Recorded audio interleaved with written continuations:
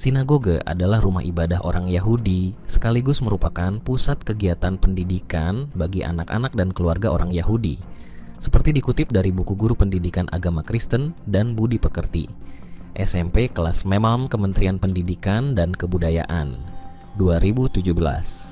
Sinagoge berasal dari istilah Yunani, kata sin yang berarti bersama, dan kata agoge yang berarti belajar, sehingga sinagoge dapat diartikan sebagai tempat untuk belajar. Sinagoge juga berarti perkumpulan. Umumnya istilah ini mengacu pada sekelompok orang atau suatu komunitas dan jemaat.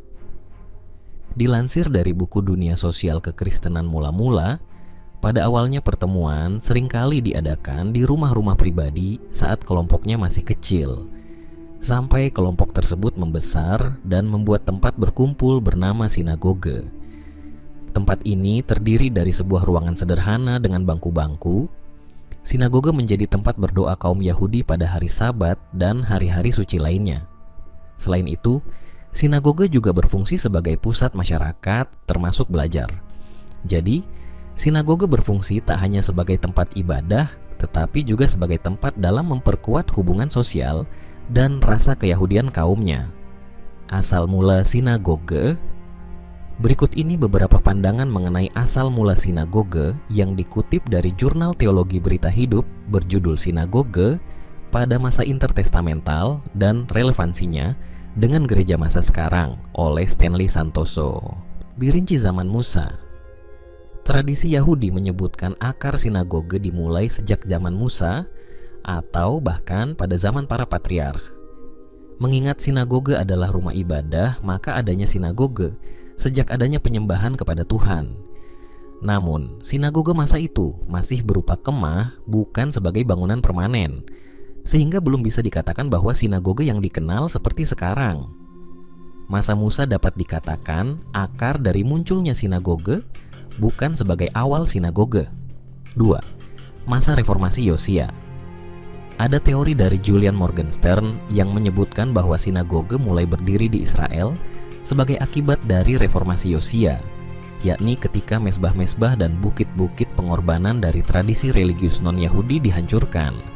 Menurut Morgenstern, kuil-kuil di pelosok Israel terus dipakai sebagai tempat pertemuan keagamaan pada hari Sabat dan pada saat perayaan-perayaan Yahudi. 3. Masa pembuangan ke Babilonia abad ke-6 sebelum Masehi. R.W. Moss berpendapat bahwa sinagoge telah ada sebelum masa pembuangan ke Babilonia abad ke-6 sebelum Masehi. Ia menyatakan bahwa pada mulanya sinagoge merupakan sekolah dan instansi pemerintahan setempat sebelum berkembang menjadi pusat ibadah pada masa pembuangan. Dordunju, zaman Makabe. Ada beberapa ahli yang menyatakan asal mula sinagoge pada zaman Makabe atau setelah penghambatan zaman Makabe.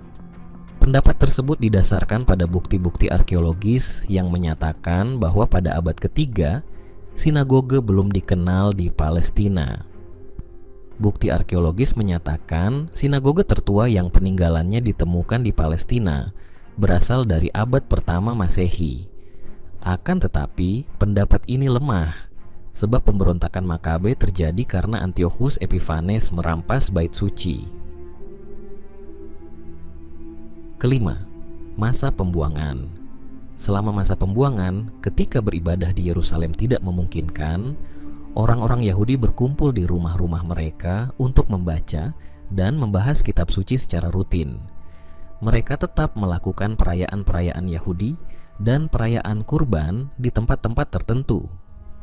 Di pembuangan ini, asal mula lahirnya sinagoge sebagai tempat untuk pengajaran kitab suci dan doa. Kemudian tercetuslah ide untuk mengkhususkan suatu rumah ibadah yang tidak pernah dimaksudkan untuk menggantikan bait suci, tetapi justru digunakan sebagai sarana untuk terus-menerus mengingat janji Allah dan pengharapan akan kembali beribadah di bait suci. Penemuan sinagoge-sinagoge. Terdapat berbagai bentuk bangunan sinagoge yang berhasil ditemukan. Kebanyakan sinagoge yang ditemukan dengan penanggalan sebelum tahun 1970 di Masada, Herodion, Magdala, dan Gamala dengan penanggalan sebelum masa Perjanjian Baru.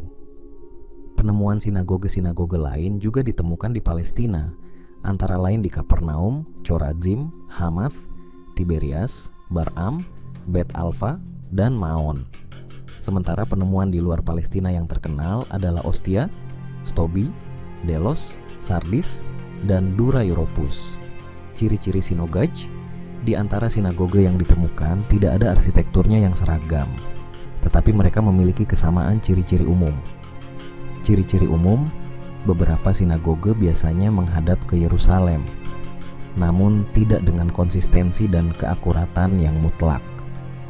Berdasarkan bukti-bukti penemuan arkeologi, sinagoge tidak dibangun menurut bentuk bait suci di Yerusalem. Biasanya memiliki bak air dekat dengan pintu masuk. Dibangun di atas tanah yang agak tinggi atau lebih tinggi dari rumah-rumah sekitarnya. Di sinagoge diaspora biasanya dibangun di dekat sumber air, seperti laut atau sungai. Ciri-ciri desain memiliki sebuah panggung di mana di atas panggung tersebut ada sebuah mimbar untuk membaca, dan ada bangku berbaris di pinggir tembok, dan kursi utama yang disebut kursi Musa biasanya digunakan oleh orang yang memimpin. Bagian inti perkakas adalah sebuah tabut, peti, yang digunakan untuk menyimpan berbagai gulungan kitab-kitab. Peti ini bisa dipindah-pindahkan dan dibawa masuk untuk ibadah. Namun dalam perkembangannya ada yang menjadi permanen, yaitu melekat di tembok yang menghadap ke Yerusalem. Jika di dalam bait Allah kesucian karena hadirat Allah, di dalam sinagoge kesucian Allah dimunculkan dari gulungan kitab-kitab Taurat yang diletakkan di tabut yang dikerangka sesuai dengan syarat-syarat arsitektur bait suci. Biasanya pada tembok yang menghadap Yerusalem ada ceruk, jendela atau pintu, atau atap yang melekuk. Banyak ditemukan sinagoge yang memiliki kamar tamu berdampingan dengan ruang berkumpul. Untuk menghiasi sinagoge dipakai daun pohon anggur, tempat lilin yang bercabang 7, anak domba Paskah, dan periuk tempat manna. Kecaman mengalir dari seluruh dunia Arab dan Islam menyusul seruan Menteri Keamanan Nasional Israel Itamar Ben-Gvir untuk membangun sinagoge di dalam kompleks Masjid Al-Aqsa di Yerusalem Timur yang diduduki Israel. Ben-Gvir pada Senin mengklaim bahwa orang Yahudi memiliki hak untuk berdoa di Masjid Al-Aqsa, dan dia mengatakan pihaknya akan membangun sinagoge di lokasi garis merah bagi umat Islam. Ini adalah pertama kalinya Menteri Israel berbicara terbuka tentang pembangunan sinagog di dalam kompleks masjid.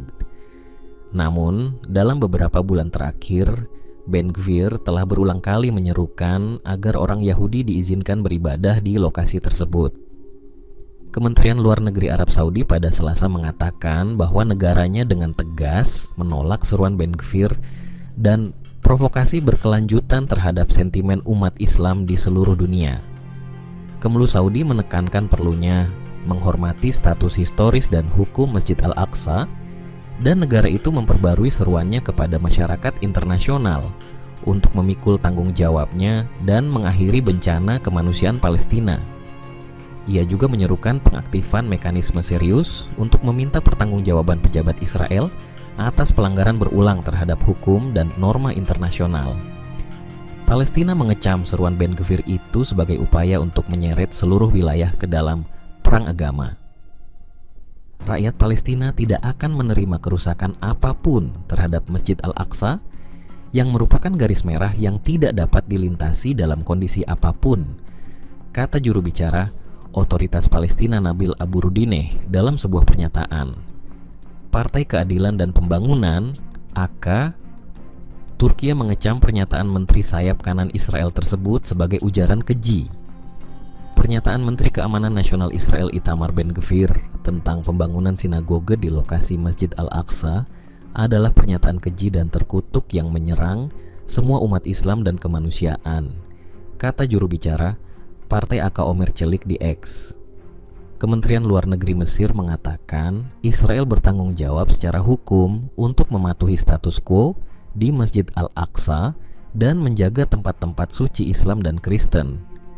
Kairo mendesak Israel untuk mematuhi kewajibannya sebagai kekuatan pendudukan dan menghentikan pernyataan provokatif yang bertujuan untuk meningkatkan eskalasi dan ketegangan di kawasan tersebut. status quo yang berlaku sejak sebelum pendudukan Israel tahun 1967 menunjuk wakaf Islam di Yerusalem di bawah Menteri Wakaf dan Urusan Islam Yordania sebagai penanggung jawab pengelolaan Masjid Al-Aqsa yang merupakan tempat ibadah khusus bagi umat Islam. Namun, polisi Israel secara sepihak mengizinkan pemukim ilegal memasuki Masjid Al-Aqsa pada hari kerja sejak 2003, kecuali hari Jumat dan Sabtu tanpa persetujuan dari wakaf Islam. Yordania menyebut seruan Ben Gvir sebagai pelanggaran hukum internasional dan provokasi yang tidak dapat diterima yang memerlukan posisi internasional yang jelas untuk mengutuknya. Pernyataan tersebut memicu ekstremisme dan upaya untuk mengubah status quo historis dan hukum di Yerusalem dan tempat-tempat sucinya melalui penerapan fakta dan praktik baru yang didorong oleh narasi eksklusif yang fanatik. Tambah Kementerian Luar Negeri Yordania dalam sebuah pernyataan, Qatar juga mengecam seruan Menteri Israel tersebut dengan menyebutnya sebagai perpanjangan dari upaya untuk mengubah status historis dan hukum Masjid Al-Aqsa. Kementerian Luar Negeri Qatar menggarisbawahi perlunya tindakan mendesak oleh masyarakat internasional untuk menghalangi pendudukan Israel dan memikul tanggung jawab moral dan hukumnya terhadap Yerusalem dan kesuciannya. Organisasi Kerjasama Islam juga mengecam seruan dari Ben Gvir yang dianggap mereka sebagai pelanggaran mencolok terhadap Konvensi Jenewa dan hukum internasional.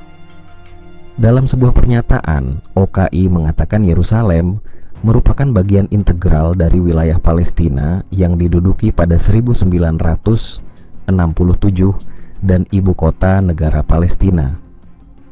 Blok Persatuan Negara Islam tersebut menganggap Israel sepenuhnya bertanggung jawab atas konsekuensi dari pelanggaran berkelanjutan dan serangan sistematis yang memprovokasi sentimen umat Islam di seluruh dunia.